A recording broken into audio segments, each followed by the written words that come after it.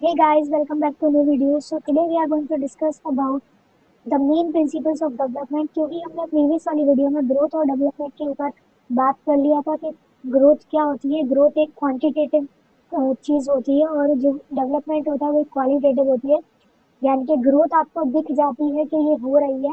जैसे कि अगर बच्चा 5 से 10 साल का होगा तो उसकी हाइट बढ़ेगी, उसके हेयर्स बढ़ेंगे, उसकी आवाज में चेंजेस आएंगे, तो ये सारी चीजें आपको दिख जाती हैं। ठीक है, लेकिन अगर आप डेवलपमेंट के बारे में बोलो तो वो बहुत तरीके का होता है। जैसे कॉग्निटिव डेवलपमेंट हो गया, आपको ये मेजर नहीं कर सकते आप कि उसके कॉग्निटिव डेवलपमेंट में कितना चेंजेस आए। जैसे कि उसके सोचने की क्षमता कितनी बड़ी है, ये आप मेजर नहीं कर सकते। तो that is a qualitative thing. Okay, तो आप उसको डायरेक्टली देख करके नहीं बता सकते। हालांकि आप उसका एप्टीट्यूड टेस्ट ले या आप कोई अदर टेस्ट ले ही जानने के लिए, तो वो आप कर सकते हैं ये जानने के लिए कि डेवलपमेंट कितना हुआ है। तो उसके बाद में डेवलपमेंट की प्रिंसिपल्स पे आ जाते हैं। सबसे पहले क्या होता है, कंटिन्यूटी का प्रिंसिपल। कि जो डेवलपमेंट होता है वो आपका कॉन्टिन्यूस प्रोसेस है that starts from the birth and end up to death. Okay, तो ये आपका कॉन्टिन्यूटी का प्रोसीजर होता है। ठीक है, उसके बाद में आता है डिफरेंट रेट्स। अच्छा, आप ये बता सकते हैं कि आपका जब जितना 5 से 10 साल के जो बच्चे में चेंजेस होते हैं, यानी जितना ज्यादा रेट से वो बढ़ता है, उतना ही क्या 15 से 20 वाला बढ़ेगा या 1 से 5 वाला बढ़ेगा? नहीं हो सकता 1 से 5 वाले में ज्यादा डेवलपमेंट हो जाए इंस्टेड ऑफ 5 से 10 वाले में। तो अलग अलग रेट्स होती हैं, अलग अलग। आप अगर एज की रेंज देखो उसमें। ओके, उसके बाद में आता है सीरियलिटी ऑफ डेवलपमेंट।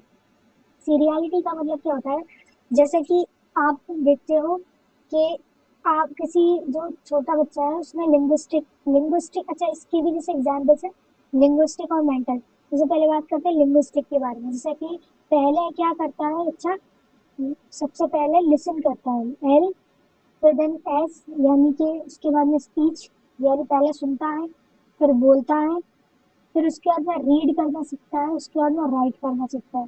तो एक परफेक्ट पैटर्न है जिसको फॉलो करता है हर एक होमोसेपियन, हर एक इंसान जो कि डेवलपमेंट उस प्रोसीजर से गुजरता है। ठीक है, तो ये पर्टिकुलर प्रोसीजर होता है। इसी तरीके से मेंटल का भी होता है। तो मेंटल में भी जैसा कि आप देखते हो, पहले इरेशनल थिंकिंग करता है, कुछ भी पूछ रहा होता है कि ये भाई चिड़िया उड़ती क्यों है और ये। फिर उसके बाद में थोड़ी एब्स्ट्रैक्ट थिंकिंग करने लगता है, तो ये भी एक पैटर्न है, ये मेंटल का पैटर्न हो गया। उसके बाद में आता है theory of development and direction. Basically ये आपने पढ़ रखा होगा मेरे ख्याल से। तो cephalocaudal and proximo development, proximodistal, sorry. So ये दो तरीके की डेवलपमेंट डायरेक्शंस होती हैं। यानी कि अगर पहला डायरेक्शन, अगर हेड से टो के से ले हेड से लेकर के टो तक अगर आपका डेवलपमेंट हो रहा है, दैट इज कैफ्लोकॉर्डल। एंड अगर आपका जो डेवलपमेंट सेंटर टू एक्सट्रीमिटीज हो रहा है, यानी center to extremities, center to extremities, यानी कि सेंटर मान लीजिए आपका बॉडी का जो मेन बॉडी, मतलब मेन बॉडी मान लो बैली बटन है, वहां से अगर इंक्रीज होकर के बाहर की तरफ जा रहा है, जैसा आप एग्जांपल से समझ सकते हैं। अगर आपका हैंड बन रहे हैं पहले, है ना, उसके बाद में आपकी फिंगर्स बन रही है, that is your proximo distal. तो एक डेवलपमेंट की डायरेक्शन होती है जब इंसान कंसेप्ट गर्भ में होता है, उस टाइम पर उसके पहले तो हाथ बनते हैं, उसके बाद में फिंगर्स बनती हैं। तो सेंटर से एक्सट्रीमिटीज पे जाता है, that is your proximo distal.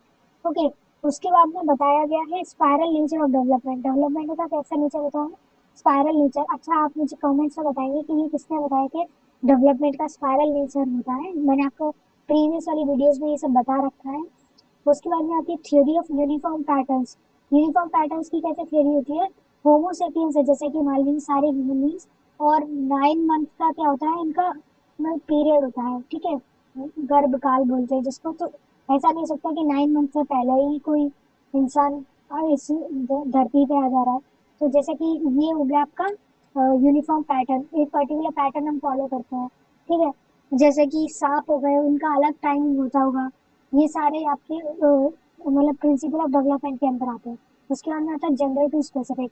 बहुत सारे लोग क्या हो जाते हैं, कंफ्यूज हो जाते हैं कि प्रॉक्सिमो डिस्टल में और जनरल टू स्पेसिफिक में। देखो, दोनों के अंदर अगर आपसे पूछा जाए कि हैंड से फिंगर बन रही है, ठीक है, हैंड से अगर फिंगर बन रही है तो आपका प्रॉक्सिमो डिस्टल आएगा। लेकिन आपसे पूछा जाए कि हैंड बन रहा है, फिर पाम बन रही है, सिर्फ फिंगर बन रही है, तो फिर क्या होगा, तो आपका जनरल टू स्पेसिफिक होता है, यानी पहले जो कॉमन चीजें होती हैं वो बनती है, उसके बाद में स्पेसिफिकनेस आती है इंसान के अंदर। तो ये हमारी जनरल लाइफ में भी उतना ही ज्यादा हम देखते हैं आपस में कि पहले जनरल चीजें ज्यादा होती है, फिर हम प्रिसाइजनेस पे जाते हैं। कोई आर्ट बनाने वाला इंसान है तो वो पहले डिटेलिंग करता है या पहले बेसिक स्ट्रक्चर बनाता है? तो पहले वो बेसिक स्ट्रक्चर बनाता है। किसी बिल्डिंग में भी आप देख सकते हो, पहले बेसिक स्ट्रक्चर तैयार होता है, उसके बाद में आपका जो उसके अंदर प्रिसाइजनेस है वो इंक्लूड होती है।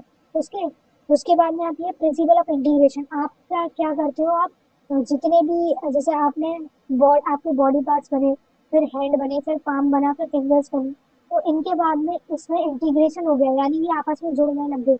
यानी हैंड किसको चला रहा है, पाम को, पाम किसको चला रहा है, फिंगर्स को। तो ये आपका हो गया प्रिंसिपल ऑफ इंटीग्रेशन। तो ये 8 तरीके के आपके प्रिंसिपल ऑफ डेवलपमेंट हो गए। इसके बाकी के नेक्स्ट वाले हम नेक्स्ट वीडियो में करेंगे। Thank you very much.